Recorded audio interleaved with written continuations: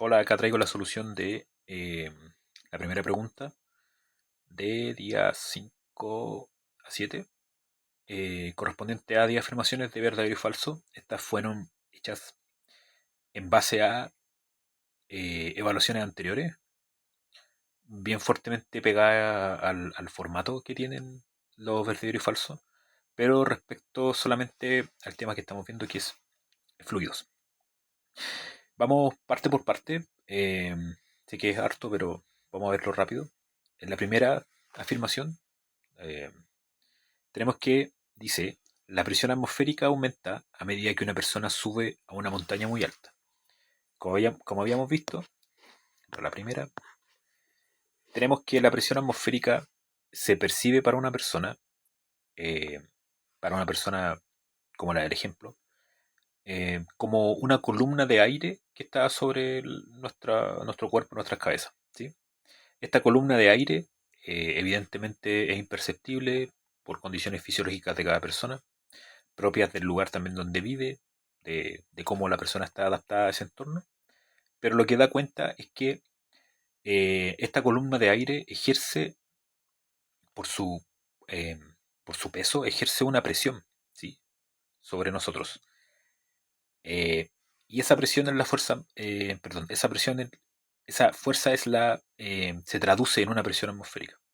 Ya, entonces habíamos dicho que, en el resumen también lo vi, que la presión atmosférica es un P sub cero, que si tengo una persona en cierto lugar, a cierta altitud, a cierta altura, perdón, esta persona va a tener una columna de aire sobre sí, ¿ya? Y esta columna de aire va a tener determinada altura. La persona, al estar en un lugar más elevado, tiene una columna de aire, pero que es de una altura menor, ¿ya?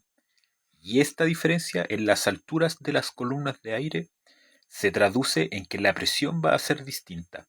En efecto, la presión va a ser menor, porque una columna más corta evidentemente va a tener menos peso y este peso, que es una fuerza, va a ejercer menor presión. Por lo tanto, a mayor altura la presión atmosférica es menor. Por ende, la afirmación es falsa. ¿Ya? Vamos a ir con las dos. Las dos indica lo siguiente,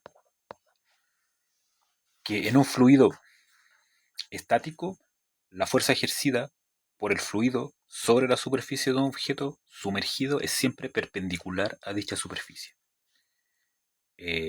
Bueno, habíamos definido algo bien interesante de la presión, es que siempre era perpendicular la fuerza. ¿Ya? Habíamos definido la presión como un escalar, que era importante saberlo, correspondiente eh, a una fuerza, el módulo en sí de la fuerza, y es la fuerza perpendicular sobre el área. Entonces habíamos dado como ejemplo un cubo de arista A minúscula, donde hay una de sus caras que recibe eh, una fuerza F sub 1, ¿ya? Orientada hacia la cara, como un vector en sí. Y esta fuerza F sub 1 va a traducirse en una presión, porque es una fuerza que se va a aplicar sobre un área A mayúscula, en este caso A cuadrado, A minúscula cuadrado, ¿ya? Y es perpendicular a esta superficie, ¿sí? Aquí evidentemente, también hemos dicho en el otro video, que esta fuerza F sub 1, notamos que es perpendicular, ¿ya? Como que la diferencia está en que F sub 2 no es perpendicular, entra como diagonal, como oblicuamente a la superficie, ¿sí?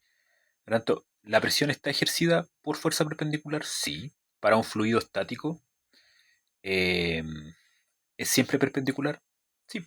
De hecho, habíamos mencionado también que F sub 2, como entra oblicuamente a este plano, ¿ya? Este plano que es a cuadrado del cubo, a esta cara del cubo superior, F sub 2 entra oblicuamente, por lo tanto, directamente F sub 2 no ejerce una presión.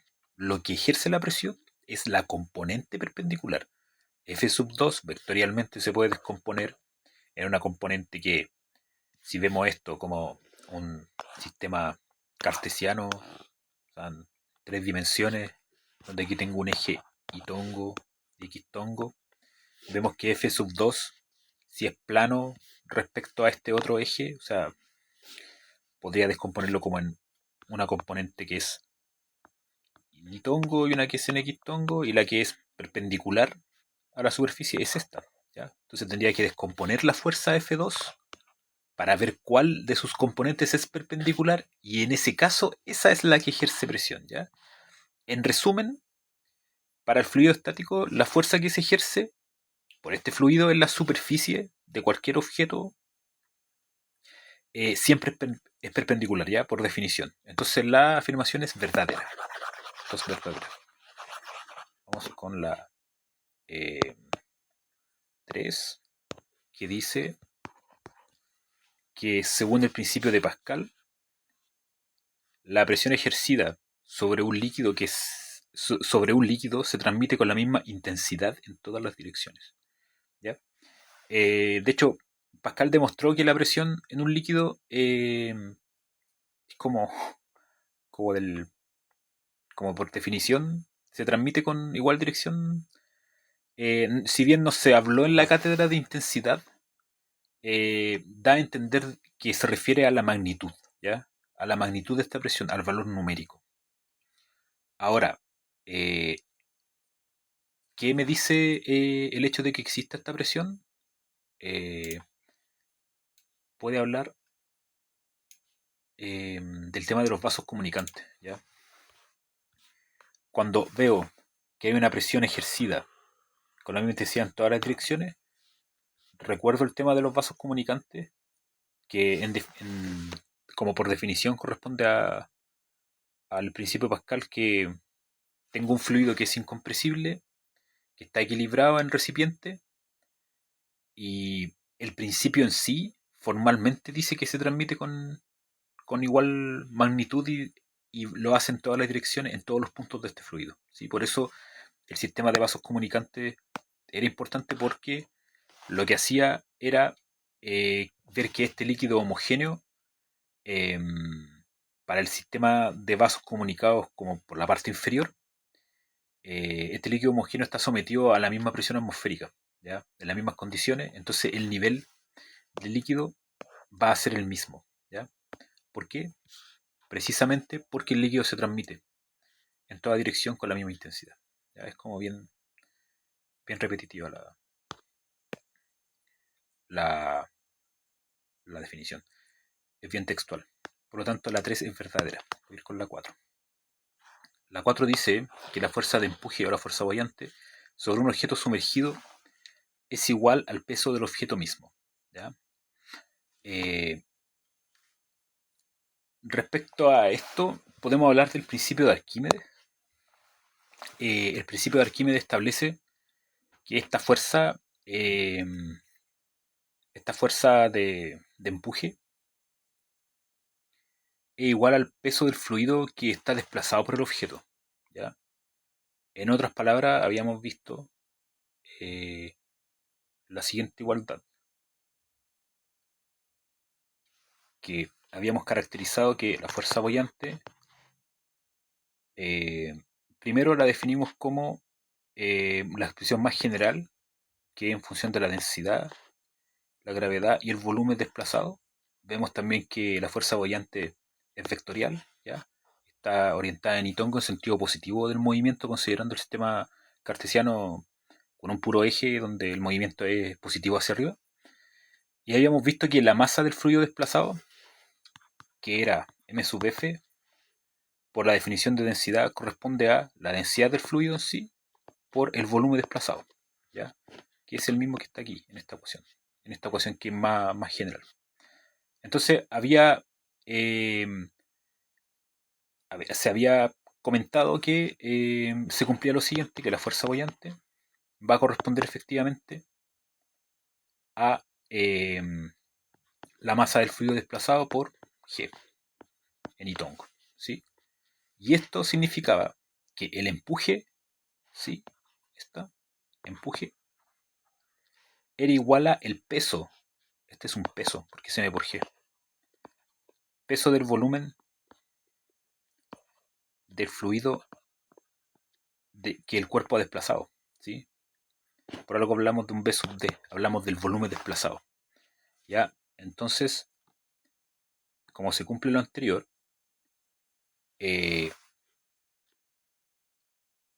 la fuerza boyante es igual al peso del fluido desplazado por el objeto, ¿ya? Porque es el volumen desplazado, pero no es igual al peso mismo del objeto, que es lo que propone la afirmación, ¿ya? Por lo tanto, es falsa.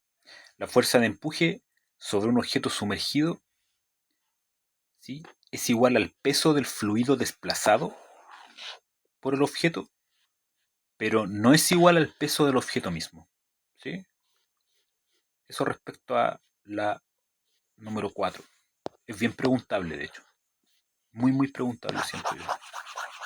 Voy a ir con la 5, que dice: un objeto se hundirá en un fluido si su densidad es mayor que la densidad del fluido en el que está sumergido.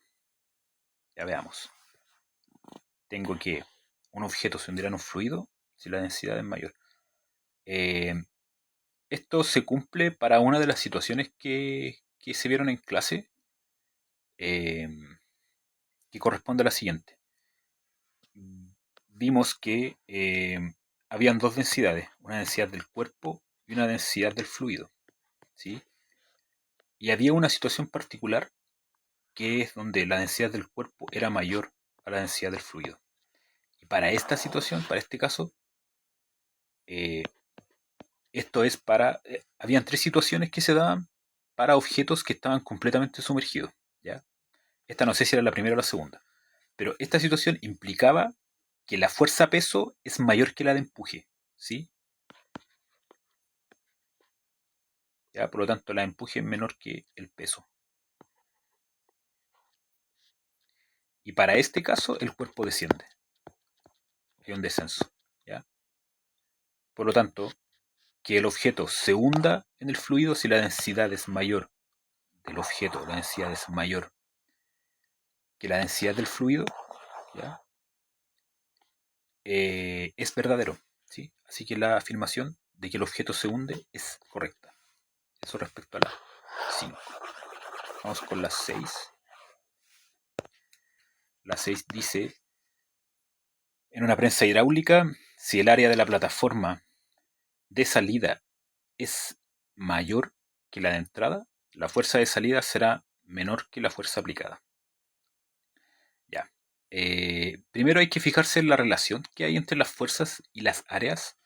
Y había una relación bien general a la que se llegaba en clase, y también está en el resumen, que es F sub 1 A sub 1, F sub 2 A sub 2. ¿Ya? Entonces, ¿qué me plantean en la 6? Si el área de la plataforma de salida, o sea, el área de salida es A sub 2, es mayor que la de entrada, ya que si se cumple esto, entonces la fuerza resultante, ¿cómo va a ser? Veamos el caso. Despejemos F sub 1. Sacar esto. F sub 1 va a ser igual a F sub 2 por A sub 1 partido A sub 2. ¿Ya? Si A sub 2 es mayor que A sub 1, ¿qué voy a tener? Que este valor, esta expresión, va a ser menor que 1. Si esta expresión es menor que 1, quiere decir que F2 tiene que ser mayor que F1, ¿sí? Matemáticamente. ¿De dónde saqué que esta expresión, este cociente es menor que 1? De esto, ¿sí? De lo que me dicen en la misma afirmación. El área de la plataforma de salida, que es A sub 2, viendo la prensa hidráulica con dos platos, uno que es A sub 1, que es el de entrada, y A sub 2, que es el de salida, ya veo que A sub 2 es mayor. Después me fijo en este cociente a partir de la relación que es general para prensa hidráulica.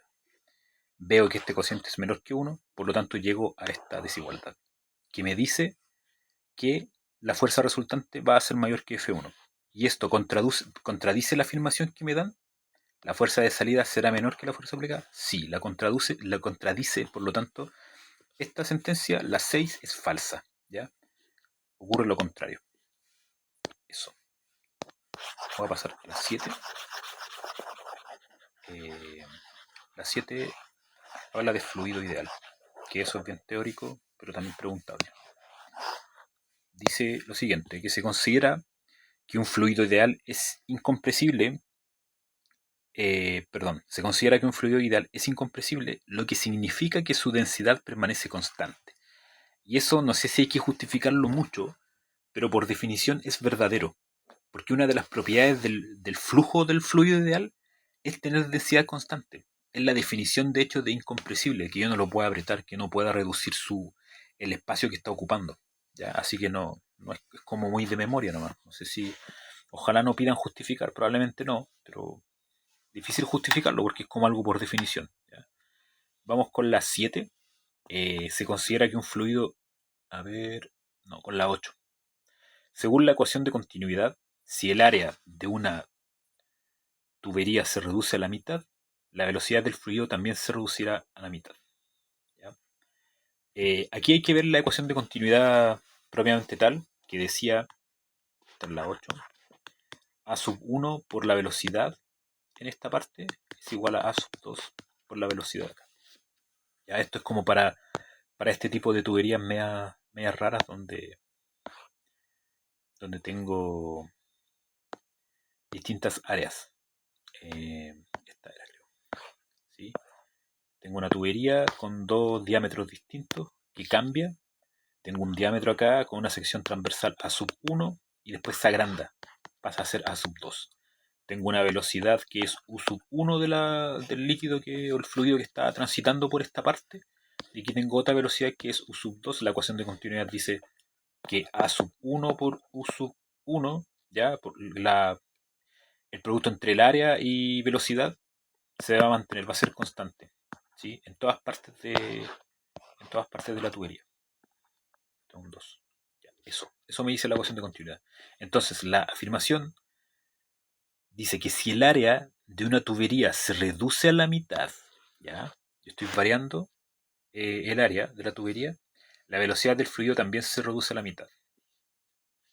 Esto es falso porque el área de esta ecuación de continuidad, si el área disminuye, ¿ya? Tengo que el área disminuye, la velocidad tiene que aumentar. Hay una proporcionalidad que es inversa, ¿ya? Por lo cual contradice lo que propone la afirmación de que la velocidad del fluido también va a reducirse a la mitad, ¿sí? No son directamente proporcionales estas dos expresiones para área y velocidad. Por lo tanto, la 8 es falsa. Voy a pasar a la 9. La 9 habla de ecuación de Bernoulli. Dice lo siguiente. La ecuación de Bernoulli es esencialmente una expresión de la conservación de la energía para fluidos en movimiento. No sé si hay que justificar mucho eso, pero es cierto. De hecho, la ecuación de Bernoulli se deriva de aplicar conservación de la energía. En el video de la explicación del resumen y todo, me demoré harto, pero hice como el desarrollo completo para llegar a la ecuación de Bernoulli, y ahí se expresa que viene del hecho de que la energía se conserva y la igualamos al trabajo, ¿ya? Y ahí se veían todas las componentes, se veía una componente que era cinética, la potencial. Entonces sí, corresponde a una conservación de la energía, de, un fluido ideal en una tubería, ¿ya? No hay mucho que decir de eso, no sé si se puede justificar, pero es correcta. Vamos con la última, la 10. Eh, Dice que la presión absoluta en un punto bajo el agua es la suma de la presión atmosférica y la presión debida a la profundidad del fluido. Ya, y esta pregunta puede parecer fácil, pero tiene como hartos conceptos y sería entretenido como referirme a ella. ¿Ya? Porque tengo el nivel del mar y tengo un objeto. Eh, entonces, ¿qué pasa? Que me propone lo siguiente. Me habla de presión absoluta en un punto bajo el agua. Supongamos que el punto es este pez. Hay una suma de dos presiones. Me dice que hay una suma de la presión que ejerce una columna de agua de una altura h y una presión de una columna de alguna altura, no sé cuánto, pero esta es la presión atmosférica, ¿sí? Por lo tanto, lo que se propone acá, que a todo esto es verdadero, es que la presión absoluta, pongamos P sub 1 o P abs, no sé, lo que sea, P sub 1 de ejemplo. P sub 1 va a ser igual a, ¿qué cosa? La suma de la presión que ejerce esta columna, que es P sub 0, que es la columna de aire que está sobre el mar, más la presión que corresponde a la columna de agua, que esta columna es de altura h, que es h por ρ por g, ¿sí? P sub 0 es la presión atmosférica y P sub 1 es presión absoluta. Por lo tanto, me dice que la presión absoluta en el punto bajo el agua, donde está este pez, es la suma de estas presiones atmosféricas de presión debida a la profundidad del fluido. Eso es verdadero, ¿ya? Así que eso respecto a la revisión. No sé si es tan preguntable esta última, pero yo le pondría harto ojo a la 9, que es la de ecuación de Bernoulli. Siento que es bien preguntable. La 4 es preguntable, pero es como para cagarse a todos. Y las 5 iguales de aplicar conceptos. Eso.